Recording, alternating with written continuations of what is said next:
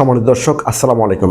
এই ভিডিওটা হলো ৭১-এর ১৬ই ডিসেম্বরে পাক বাহিনীর সারেন্ডার নিয়ে আজকের দিনের কিছু ইতিহাস বিকৃতকারী দেশ বিরোধীদের গালে জুতা মারার জন্য। সাম্প্রতিক সময়ে বিহারীপুত্র, শাহরিয়ার ও টাকলা পুয়াদের মতো স্বঘোষিত কিছু রাজাকার শাবক টকশো ও অন্যান্য সোশ্যাল মিডিয়ায় একটা নতুন থিওরি প্রচার করছেন।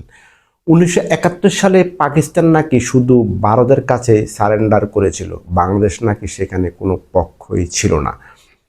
এই ধরনের কথা ইচ্ছাকৃত মিথ্যাচার, দেশদ্রোহিতার সামিল। তো চলুন একেবারে ডকুমেন্ট সহকারে এইসব পাকি বীরদের গালে জুতা মেরে আসি। প্রথম প্রশ্ন, পাকিস্তান কি শুধু ভারতের কাছে সারেন্ডার করেছিল? না, একদমই না, একদমই ঠিক না। এইটা পাকি বীরদের একটা প্রোপাগান্ডা। পাকিস্তান বাংলাদেশের কাছেই সারেন্ডার করেছিল, কারণ যুদ্ধ ছিল বাঙালির সাথে, ভারতের সাথে নয়। ভারত ছিল আমাদের সহযোগী। পাকিস্তান অবশ্য চাইছিল শুধু ভারতীয় বাহিনীর কাছে মাথা নত করতে, কারণ তারা ছিল পাকিস্তানের রেগুলার আর্মি, মুক্তি বাহিনীর মতো গেরিলা একটি বাহিনীর কাছে আত্মসমর্পণ করাকে তারা বেশি বেইজ্জতি মনে করত। তার উপর তাদের ভয় ছিল মুক্তি বাহিনী যেহেতু তখনও জেনেভা কনভেনশনে সই করেনি, সুতরাং মুক্তি বাহিনী বন্দীদের সাথে যুদ্ধের নিয়ম কানুন মানতে বাধ্য নয়। সেই সুযোগে মুক্তি বাহিনী কঠিন প্রতিশোধ নিতে পারে। তাদের সে আবদার ও ভয় থেকে পাকিস্তান বাহিনী আত্মসমর্পণ করেছিল বাংলাদেশ ও ভারতের যৌথ বাহিনীর কাছে। আর আমাদের তখন দরকার ছিল যে কোনো মূল্যে তাদের একটা আত্মসমর্পণ দলিল। যারা বলে সারেন্ডার ডকুমেন্টে শুধু ইন্ডিয়া লেখা, বাংলাদেশ পক্ষ ছিল না, তারা আসলে জেনে শুনেই এখন একটা সুযোগ পেয়ে আমাদের গৌরবোজ্জ্বল ইতিহাসকে খাটো করার অপচেষ্টা চালাচ্ছে। ডকুমেন্টে পরিষ্কার লেখা, আপনারা গুগলে সার্চ দিয়ে দেখে নিতে পারেন কি লেখা সেখানে। Surrendering to lieutenant general Jagjit Singh Aurora, commander of the Indian and Bangladesh force in the eastern theatre.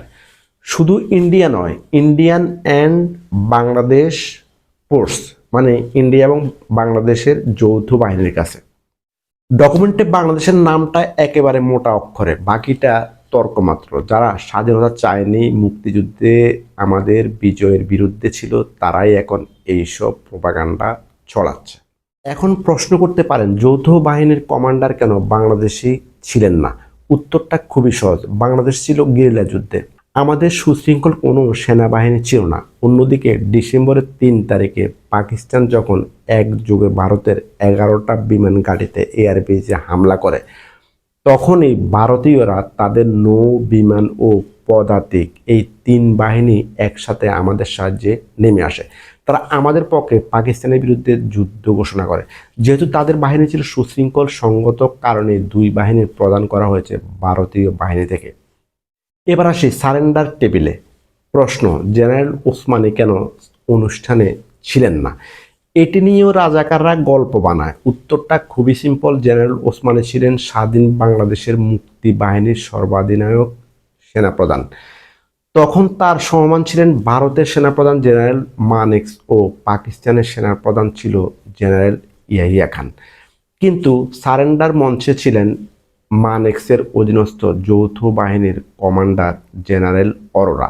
অন্যদিকে পাকিস্তানের পক্ষে মঞ্চে ছিলেন সেনাপ্রধান ইয়াহিয়া খানের অধীনস্থ পূর্ব পাকিস্তানের কমান্ডার জেনারেল নিয়াজি।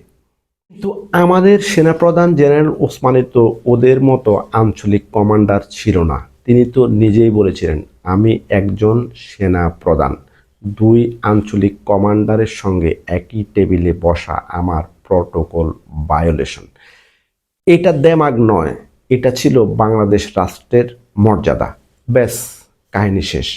এখন সবচেয়ে বড় মিথ্যা হলো বলা হচ্ছে বাংলাদেশের কেউ সেখানে ছিল না।